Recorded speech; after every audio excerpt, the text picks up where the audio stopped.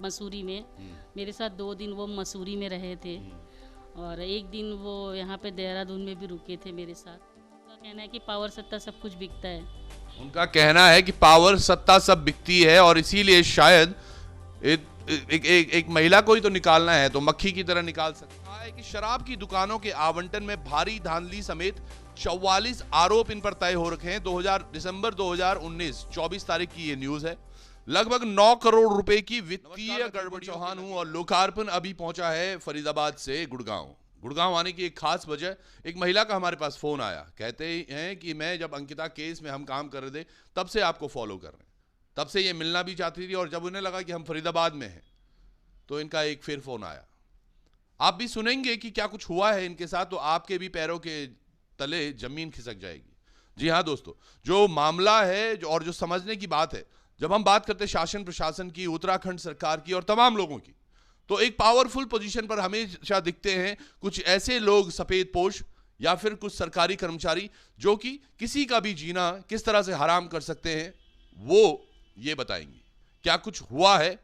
बड़ा आरोप लगा रही हैं ये आबकारी विभाग के एक बड़े अधिकारी पर, जो अब तक की देहरादून में तैनात थे और अब उधम सिंह नगर में तैनात है। आप ये वीडियो को पूरा देखिएगा और समझने की कोशिश करेंगे हम कि पूरा प्रकरण क्या है। जो इन्होंने बातें बताई हैं, इनके साथ इनके पास साक्ष्य भी होंगे और साक्ष्य किस तरह से हम आपको दिखाएंगे, आप उन पर बस नजर मारे चलिएगा और कमेंट्स में अपनी राय जरूर दीजिएगा कि आपको क्या लग रहा है, कहां तक ये कहानी जा रही है। पहले तो बहुत बहुत स्वागत है मैम आपका। नमस्ते मैम, आप एक आरोप लगा रही हैं एक आबकारी अधिकारी पर, क्या नाम है इनका? सर, उनका नाम मनोज कुमार उपाध्याय है। आबकारी विभाग के जिला आबकारी अधिकारी थे 2017 में और तब से मैं उनको जानती थी। जी, जान पहचान कैसे हुई? अब थोड़ा सा आप सुनते रहिएगा, मामले को खंगालने की कोशिश करेंगे, तमाम तर्क वितर्क हम डालेंगे। तो जी क्या कह रहे थे आप, कैसे मुलाकात हुई थी? सर, डेटिंग ऐप पे 2017 में मनोज कुमार उपाध्याय ने फेक प्रोफाइल बनाया था जो प्रास के नाम से था। मनु के नाम से उन्होंने हेलो हाय स्टार्ट किया और नॉन स्टॉप 1 साल लगातार वो मेरे पीछे लगे हुए थे मैसेजेस के थ्रू कि मैं बहुत अच्छा इंसान हूँ, आप मुझसे बात कर सकते हो, मैं भरोसा दिलाता हूँ कि मैं बहुत नेक इंसान हूँ। इस तरह से वो बातचीत करते थे। बट डेटिंग ऐप पे मैं नहीं जानती थी तो मैं उतना बात नहीं करती थी। लेकिन उनके बहुत रिक्वेस्ट करने पे जस्ट मैंने उनको बोला कि अगर आप सरकारी, उन्होंने अपना बताया कि मैं सरकारी विभाग में असिस्टेंट कमिश्नर हूँ और ये जानते हुए मैंने उनसे उनकी आईडी मांगी कि आप मुझे अपनी आईडी दिखाइए। तो उन्होंने अपनी आईडी मुझे व्हाट्सएप के थ्रू भेजा। देने के बाद उन्होंने बताया कि ये मैं जो है मेरा नंबर उन्होंने लेके एक्चुअली अपना आईडी भेजा। तो मैं कहीं ना कहीं सीरियस होने लगी कि कोई अधिकारी, असिस्टेंट कमिश्नर मुझे शादी के लिए प्रपोज कर रहे हैं। अच्छा, तो मनोज कुमार उपाध्याय एक फेक आईडी एक किसी जनरल ग्रुप पर अपलोड करके एक महिला से बात करना शुरू किए और फिर इन्होंने आपको शादी के लिए प्रपोज किया। हाँ, मुझे शादी के लिए उन्होंने बोला कि आप बनारस के हो, मैं मऊ के हूँ, तो लाइफ पार्टनर में मैं ढूंढ रहा था और मुझे बनारस का देख के मैं आपसे बात करना स्टार्ट किया हूँ। अच्छा, आपकी पर्सनल लाइफ में अगर हम बात करें, उससे पहले डिवोर्स को कितने साल हो गए थे? सर, 2015 में मेरा डाइवोर्स डिस्ट्रिक्ट कोर्ट से हुआ और ये था। 2018 की बात है? 2017 की बात है। 2017 की बात है। जी। तो 17 से 18 तक ये प्रपोज करते रहे आपको? 2016 में इन्होंने मुझसे हेलो हाय स्टार्ट किया था और 2017 में बातचीत हुई है मेरी। तो पहली मुलाकात कहाँ हुई आपकी इनसे? मेरी देहरादून में हुई है। अच्छा, ईडा होटल में उन्होंने मुझे वेलकम करने के लिए वहाँ पे होटल बुक कराया था। अच्छा। और मेरे बेटे का एक्चुअली बर्थडे था। अच्छा, नहीं चलो, हाँ जी। तो उसके लिए उन्होंने होटल मुझे बुक कराया था और मुझे उन्होंने बहुत रिक्वेस्ट किया कि एक बार आप देहरादून आओ और यहाँ पे सारा इंतज़ाम मैं कर दूँगा। तो कहीं ना कहीं मैं उस वे में थोड़ा सा इमोशनल हो गई जिस तरह से वो मुझसे बातचीत करते थे। तो चलिए, एक टूटी हुई महिला जरूर दिख रही है जो काफ़ी समय से एक डिवोर्स के रिश्ते में थी और अब उन्होंने लाइफ पार्टनर के रूप में चुनना शुरू किया था कि एक नया व्यक्ति मेरी ज़िंदगी में आया है। और 1 साल लगातार किस तरह से बातें करते थे वो आपको? सर, उन्होंने स्टार्टिंग ही कोई मतलब मैं क्या बताऊँ, वो प्यार मोहब्बत की बात स्टार्ट किए थे शुरू से लेके। कोई भी अननोन पर्सन इस तरह से बात नहीं करता होगा किसी से, बट उनकी बातचीत ही ऐसी थी कि बहुत रिस्पेक्ट, केयर, प्यार इस तरह का जताते थे वो। आप गुड़गांव में रहे, आपको लगा नहीं कभी कोई फ्लर्ट भी कर रहा होगा ऐसा?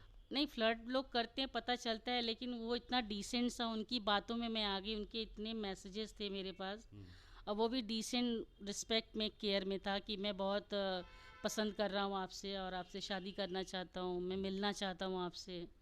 तो आपने कभी जानने की कोशिश नहीं की, क्योंकि वो भी एक उम्रदराज व्यक्ति थे, उनका परिवार, उनकी सर वाइफ। मैं ट्रस्ट सिर्फ इस बात पे कर गई क्योंकि उन्होंने जो अपना आईडी भेजा था सरकारी, तो मुझे लगा सरकारी लोग इस तरह से काम नहीं करते हैं। वो मेरा एक ट्रस्ट था क्योंकि मेरी फैमिली में भी लोग गवर्नमेंट में थे, तो इस वजह से मेरा ट्रस्ट थोड़ा ज़्यादा बढ़ तो रहा। क्या बोला उन्होंने आपको, कि उनकी फैमिली के बारे में क्या बताया? उन्होंने मुझे ये बोला सर कि उनकी वाइफ से उनका डाइवोर्स का मैटर चल रहा है और उनकी मदर फादर से वाइफ का बिल्कुल भी नहीं बनता, और 8 साल का बेटा है जो वाइफ के साथ उनके अपने मायके में रहती हैं। तो आपके बच्चे, जैसे इनके बच्चे, तो आपके बच्चे कहाँ रहते हैं? मेरे बच्चे हॉस्टल में पढ़ते थे देहरादून। अच्छा, हॉस्टल में डाल जी। दिया। आपके हस्बैंड कहाँ थे? मेरा हस्बैंड सिंगापुर। अच्छा, तो आप लोगों, मतलब बच्चे अलग थे, आप दोनों अलग अलग बच्चे थे? हॉस्टल में थे। अच्छा, इसी वजह से आप भी थोड़ा देहरादून से कनेक्शन हुआ? हाँ, बच्चों की वजह से देहरादून से कनेक्शन मेरा हो पाया था। ठीक है। बट उन्होंने, जब उनको पता चला कि बच्चे देहरादून में, तो मेरे बच्चों के लोकल गार्जियन भी वो जाके हॉस्टल में बन गए। अच्छा। रजिस्टर में उन्होंने एंट्री भी अपनी वहाँ पे लगा। अच्छा, तो ये देखिएगा कितनी बड़ी बात है कि एक आबकारी अधिकारी बड़े पद पर होने के बाद, और आगे आप सुनेंगे तो चीज़ें कहाँ मुड़ती हुई दिखती हैं। बहुत सारी चीज़ें हुई हैं, उथल पुथल बहुत रही है इनकी ज़िंदगी में। आज जैसे ये हैं, कभी आप हमेशा से ऐसी थी? सर मैं बहुत बोल्ड महिला हूँ, और मतलब पहले थी, 2017 की बात है। मेरा सोशल नेटवर्क बहुत स्ट्रांग था। मेरे 2-2 फ्लोर चलते थे, रेंट काफ़ी अच्छा खासा मुझे आता था, और मुझे किसी चीज़ की कमी नहीं थी, और एक मेरी फैमिली लाइफ बहुत अच्छी थी। बट इस इंसान की वजह से तो मेरी पूरी लाइफ डैमेज हो चुकी है, और कहीं ना कहीं मैंने जो एक केस कर दिया, उसके बदले में उन्होंने पलटवार मेरे ऊपर भी केस कर अब दिया। केस की बात करते हैं, क्या केस किया आपने उनके ऊपर? सर मैंने 376 और सेकंड शादी का झूठा, उन्होंने मुझे जो कमिटमेंट किया था वो पूरा नहीं किया, और इमोशनली मुझे बहुत बुरी तरह से हर्ट कर रहे थे। और तो 376 कुछ ऐसा समझे कि शादी का झांसा देकर आपके मेरे साथ? उन्होंने फिजिकल वो हुए थे मसूरी में। मेरे साथ 2 दिन वो मसूरी में रहे थे, और एक दिन वो यहाँ पे देहरादून में भी रुके थे मेरे साथ, जो सर्वोदय पोर्टिका है। तो उसके उसके साक्ष्य हैं? हाँ जी, उसके सारे हैं। बट अब ये है कि ये पावर में इतना ज़्यादा है सर कि मुझे नहीं लगता कि ये इतने टाइम पीरियड वो वहाँ पे रहने देंगे, क्योंकि उनका कहना है कि पावर सत्ता सब कुछ बिकता है। उनका कहना है कि पावर सत्ता सब बिकती है, और इसीलिए शायद एक महिला को ही तो निकालना है, तो मक्खी की तरह निकाल सकते हैं उसे। ये हुआ क्यों था, मतलब उन्होंने क्या कहा? जब वो भी अपने परिवार से अलग थे, जब बीवी से नहीं बनती थी, फिर आपको भी क्यों अलग कर दिया? सर मेरे साथ उनका एक इमोशनल रिश्ता था, जो मतलब मेरी तरफ से ज़्यादा था। उन्होंने जो मुझे जिस वे में प्रपोज किया था, उस चीज़ को आगे रखते हुए मैंने रिश्ते निभाए। बट 1 साल बाद उन्होंने ये बोला कि उनकी वाइफ से उनका पैचअप हो गया है। अच्छा। और उनके फादर इन लॉ उनको हाथ जोड़ के रिक्वेस्ट करके वापस लेके आए हैं, और मेरा 8 साल का बच्चा, ये सब उन्होंने बातें बोली, और मैं बहुत इमोशनल हूँ रिश्तों को लेके। तो मुझे लगा कि मैंने कोई ऑब्जेक्शन किसी भी तरह का नहीं लगाया। तो आपने तुरंत केस कर दिया उन पर? नहीं नहीं नहीं सर, वो उन्होंने गेम क्या खेला सर कि 1 साल बाद ना मुझे, मेरे ऊपर उन्होंने पॉलिसी से रिलेटेड एक गेम खेलना शुरू किया, क्योंकि मैं बहुत स्ट्रांग तरीके से उनको ये बोलती थी कि आपने मेरे साथ गलत किया है, मेरी फैमिली को सबको पता चल गया है, और आपकी वाइफ आ गई, तो ये बात आपने पहले क्यों नहीं आपको लगा था, क्योंकि मैं इमोशनली बहुत बुरी तरह से जुड़ चुकी थी। बट वो था कि उनको ये पता था कि मैं स्ट्रांग महिला हूँ, तो मैं सामने से वो मुझे मना नहीं कर सकते कोई भी चीज़ को। तो उन्होंने आपको ये पता होगा मैम, आप एक ऐसे व्यक्ति पर इल्ज़ाम लगा रही हैं जो सत्ता के बहुत करीब हैं, और कहीं ना कहीं प्रशासन में भी एक अच्छे पद पर हैं, एक अच्छे ओहदे पर हैं। सर उसी का तो फ़ायदा उठाया उन्होंने मेरे साथ। उनको वो उनका कहना था कि मेरे से गलती हो गई थी। 2017 में मैं जब आया था, नया नया मेरी पोस्टिंग थी, तो मुझे कोई काम नहीं था। अच्छा। मुझे कोई काम नहीं था, मैं फ्री था। अच्छा, फ्री था, तो मैंने फ्री में एक ऐप पर ढूंढना शुरू किया, एक महिला मिली, और मैं इतनी इमोशनल थी, तो मैंने उनको बोला आप फ्री टाइम में आपने मुझे चूज़ किया, क्योंकि मैं ऐसी और लेडी नहीं थी कि मैं उनके टाइम पास का शिकार बनूं।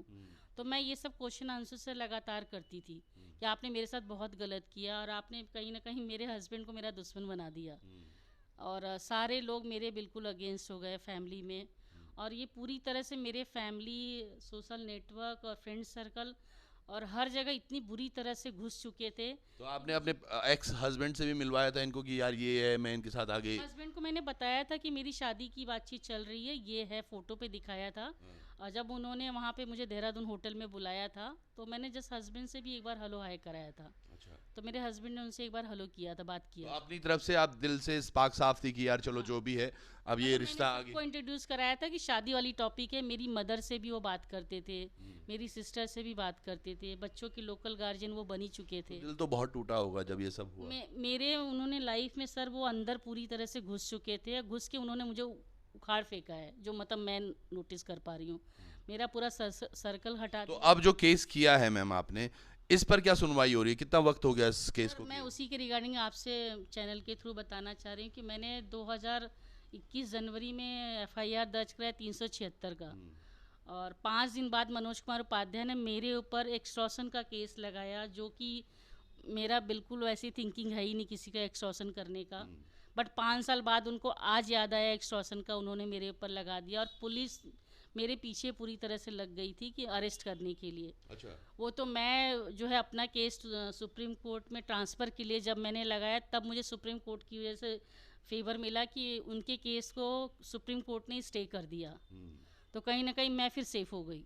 मतलब ये बात बिल्कुल सही कह रहे थे वो, सत्ता से कुछ पैसे से सत्ता में कुछ भी परिवर्तन लाया जा सकता है, यही शायद दिखाने की वो कोशिश कर रहे थे।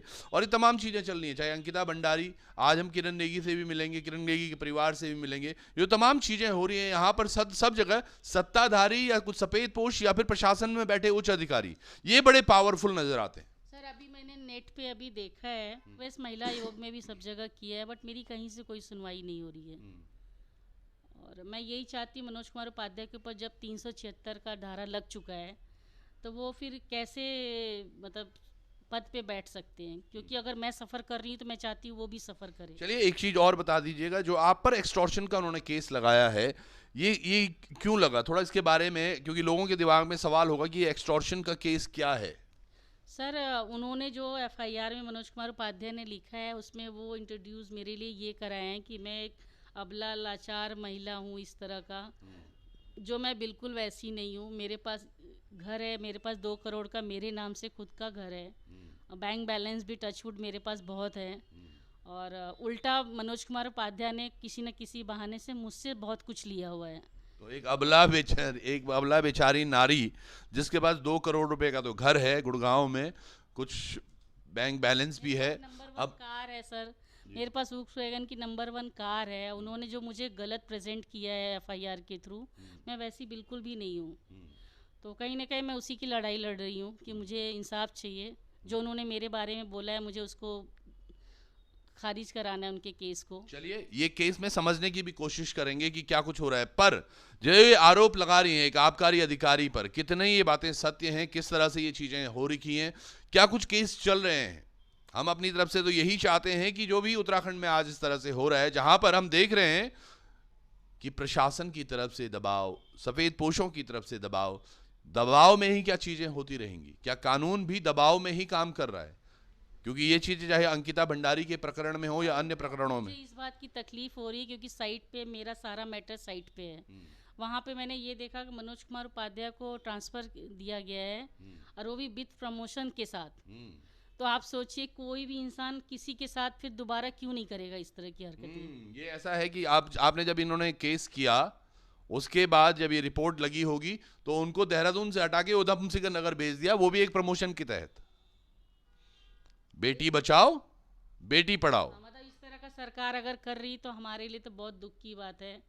और अगर और जगह ये सब चीज़ें होता तो समझ में आता। ये उत्तराखंड में जो मैं अभी न्यूज़ में भी देख रही हूँ अंकिता को केस को लेके, तो मुझे लगता है ये सारे सिस्टम पे लोग जो बैठे हुए हैं ना, ये लोग, मुझे नहीं लगता कि कोई परिवार और सेफ होगा, क्योंकि ये लोग पावर में बैठे हुए, ये किसी के साथ कुछ भी करेंगे, और फीमेल को कहीं ना कहीं डैमेज हम ही झेल रहे हो, जैसे मैं झेल रही हूँ। बिल्कुल बड़े आरोप लगा रही हैं ये। आज हमारे साथ यहाँ पर थी मनोज कुमार उपाध्याय, एक ऐसे घोटालेबाज जिला आबकारी अधिकारी जिन पर पहले भी आरोप लगे जा चुके हैं, और ये हम नहीं, ये एक निजी चैनल का कहना है।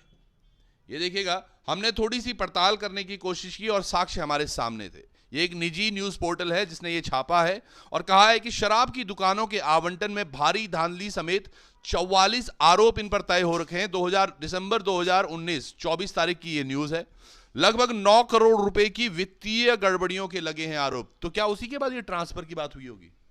सर जो साइट पे मैंने भी पढ़ा था उनके बारे में, वो यही कि वो इतना शातिर इंसान है जो मैं तब तक जानी हूँ, और सरकार की तरफ से इतना धांधली और ये सब चीज़ें जब हो रहा था तब मुझे सारा क्लियर कट पता चला है, क्योंकि साइट पे सब कुछ है उनके बारे में। उनको मनोज कुमार उपाध्याय को अपने जो भी ऑफिस के उनके जो भी वर्क हैं उसको रिलेटेड उनको 2 बार जो है सस्पेंड किया गया है। अच्छा, और 2 उनके बार ऊपर सस्पेंड भी हो चुके हैं। 44 आरोप तो उनके ऊपर तय हैं। तब मुझे धीरे धीरे पता चला कि मैं एक गलत इंसान से जुड़ी थी, जो उसने अपना माइंड मेरे ऊपर भी चला के मुझे भी बदनाम करके मेरे ऊपर FIR केस दर्ज करा दिया और पुलिस को मेरे पीछे लगा दिया। तो इन पर क्यों नहीं कार्रवाई हुई? इनको प्रमोशन देकर भेज दिया गया। महिला का नाम नहीं हम आपको बता रहे हैं क्योंकि इनकी भी एक प्रेस्टीज और हम समझते हैं ये चीज को, पर जो चीजें हो रही हैं इनके साथ, इन्होंने खुलेआम नाम भी लिया है और बाकायदा बताया भी है। तमाम इन्होंने हमें सबूत भी दिखाए हैं, कुछ हमारे पास भी होंगे, वो हम आपको भी दिखाने की कोशिश करेंगे। अब इस मामले में कहां तक होता है, क्या जांच पड़ताल चल रही है, इस पर जरूर हम बात करेंगे जब हम वापस उत्तराखंड जाते हैं। जुड़े रहिएगा आप भी लोकार्पण पर। कुछ और मैसेज मैम जो छूट गया हो या आप कुछ बोलना चाहते हो? सर मेरा ये कहना है कि 376 का केस जब लगा हुआ है मनोज कुमार उपाध्याय के ऊपर, और मेरा कोर्ट के थ्रू जो है स्टेज हुआ है, मतलब मैंने ट्रांसफ़र के लिए लगाया हुआ है गुड़गांव के लिए, तो जब तक नहीं हो जाता है तब तक वो उनको विद प्रमोशन क्यों दिया जा रहा है? उनको सीट पे नहीं रहना चाहिए। जब तक मैं सफ़र कर रही हूँ एज ए फीमेल, तो वो भी उनको भी सफ़र करना चाहिए। बड़ी बात कही आपने जी। और रह गया कोर्ट में, मैं लड़ाई लड़ने के लिए पूरी तरह से मेंटली तैयार हूँ। मैं सारा प्रूफ करूँगी जो उन्होंने मेरे ऊपर गलत एलिगेशन लगाया है, बट तब तक मुझे स्टेबल रहना है मेंटली, क्योंकि मेंटली मैं नहीं रह पा रही हूँ, क्योंकि 1 साल से मेरा ट्रांसफ़र केस भी रुका हुआ है। उन्होंने पैसे और पावर की दबाव में सबको अपने इन्फ्लुएंस कर रखा है लोगों को। क्या इतना सब कुछ हो जाता है हमारे देश में कि सुप्रीम कोर्ट तक जो ऑर्डर्स ट्रांसफर होने थे उन पर भी रोक लगा दी गई? सुप्रीम कोर्ट का फीस मैंने 1 लाख रुपए दिए हैं ट्रांसफ़र केस के लिए।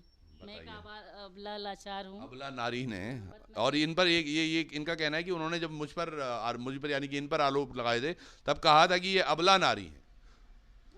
अब क्या कुछ हो रहा है इस पूरे प्रकरण में, उस पर हम जानकारी जरूर लेंगे। जुड़े रहिएगा आप भी लोकार्पण पर और राय दीजिएगा कमेंट्स में अपनी। बहुत बहुत धन्यवाद। नमस्कार।